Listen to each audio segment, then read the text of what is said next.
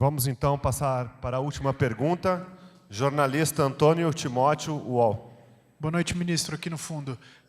Ministro, eu queria saber o que falta para a formalização da indicação do deputado Eduardo Bolsonaro ao cargo de embaixador brasileiro nos Estados Unidos.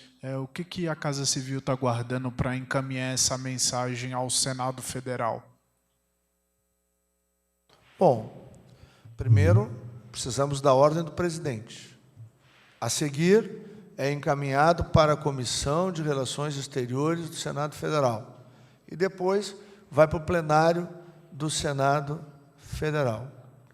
E na minha expectativa, se o presidente nos der este comando, eu não tenho nenhuma dúvida que os senhores e as senhoras serão convidados a cobrir a posse do embaixador em Washington, Eduardo Bolsonaro, para a honra do Brasil, para melhorar as relações brasileiras com o país que deve nos servir de farol e de exemplo de uma sociedade livre e próspera. Podíamos lembrar, por exemplo, que há 200 e poucos anos atrás, o Brasil era muito mais rico que os Estados Unidos. O que é mesmo que aconteceu lá, que não aconteceu aqui? Num país que tem quase metade do seu território por 4 meses do ano coberto de neve, quando não tem neve, tem firestorms, tem furacões. Alguém conhece isso no Brasil? O que é mesmo que eles fizeram que nós não fizemos para ser o que são? Portanto, poder ter o filho do presidente brasileiro, que é um parlamentar preparado, que tem uma relação extremamente... Para que o embaixador... Qual é uma das principais funções do embaixador? A principal função do embaixador é aproximar países.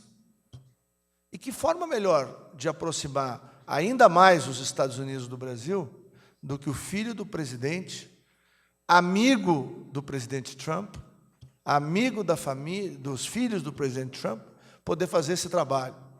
Capacidade não lhe falta. As embaixadas são escolhas presidenciais. Não está escrito em lugar nenhum que é privativo de diplomata de carreira. Aliás, durante o período eleitoral, muitos diplomatas prestaram um desserviço ao Brasil. Se vocês andarem pela Europa, vocês vão ver o quanto o nosso país foi achincalhado. Eu respeito a posição política e ideológica das pessoas. Agora, eu não respeito servidores públicos brasileiros pagos no exterior com dinheiro de brasileiros achincalhar o seu próprio país.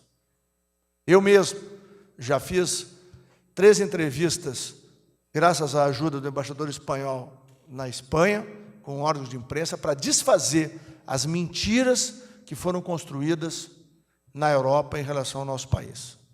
Então, muito curioso. Eu nunca vi uma matéria de um cidadão brasileiro pago com dinheiro brasileiro, que usou do seu posto no exterior para destratar o presidente, a desrespeitar a decisão democrática da população e achincalhar o seu país.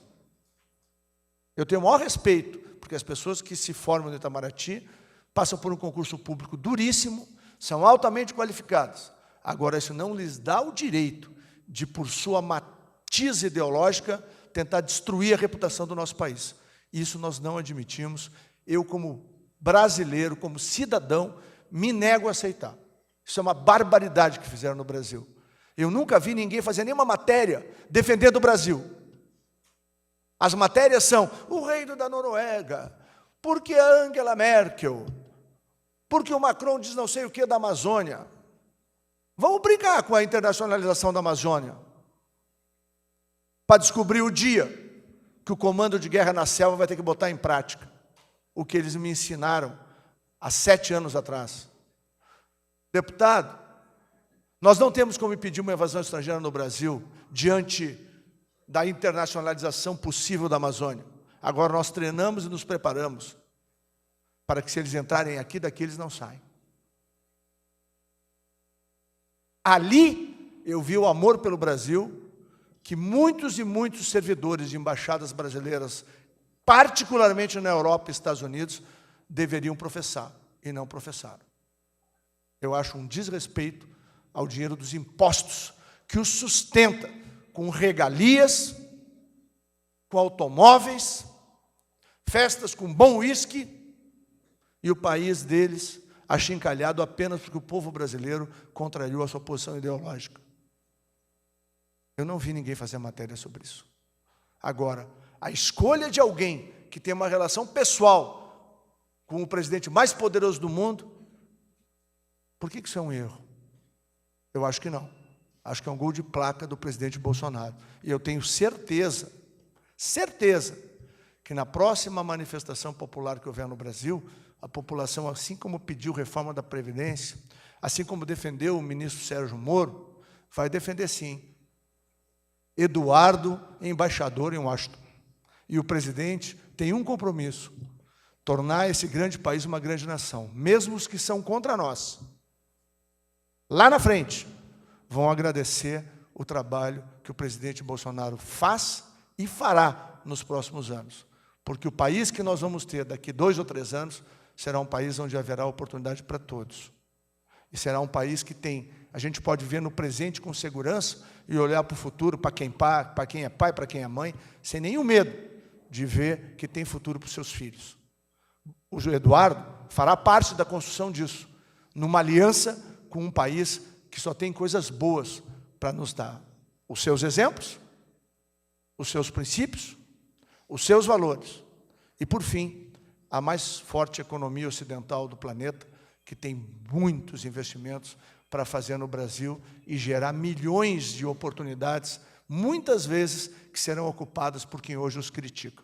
Então, nós não temos medo de combate. Nenhum de nós que está aqui tem medo de desafio. Nenhum de nós que está aqui tem medo de confronto. Esse é um governo que tem um compromisso. Primeiro com Deus, de mudar o nosso país. E depois com o povo brasileiro, com humildade e trabalho, de fazer o Brasil ser um grande país. E o Eduardo vai ajudar o Brasil, através da Embaixada de Washington, se Deus quiser, a ter uma relação ainda mais próxima com o governo americano. Porque o dia que alguém quiser invadir a Amazônia, vai saber que a gente tem parceiros que podem nos ajudar a fazer com que a maior riqueza do planeta continue sendo nossa. A Amazônia nasceu verde e amarela e vai continuar sendo. O Eduardo vai ajudar muito na construção para que a gente tenha a segurança e a tranquilidade de ter relação com um país que pode servir de farol para a gente. E não como era antes, qualquer republiqueta latino-americana ou africana levou 17,3 bilhões de dólares de impostos brasileiros. Isso não é pouca coisa. A UTI que não funcionou, o oxigênio que faltou, o medicamento de uso contínuo que não foi entregue, se deveu ao que o PT fez. Pelo viés ideológico, tomou 17,3 bilhões de dólares dos brasileiros e entregou para países que já nos devem 2,4 bilhões de dólares de impostos dos brasileiros e brasileiras. O Eduardo não vai lá para fazer isso. Se o Eduardo for para fazer isso, é para trazer o dinheiro deles para investir aqui. Porque aqui é um bom lugar para investir. Então, me perdoem, mas eu senti falta das matérias condenando aqueles que destruíram a reputação do nosso país, apenas por ter uma diferença ideológica. O Brasil merece que cada um dos seus filhos ame esse país e tente fazer ele melhor. Esse é o nosso compromisso, esse é o compromisso do presidente Bolsonaro. Encerrada a coletiva, uma boa noite a todos e muito obrigado.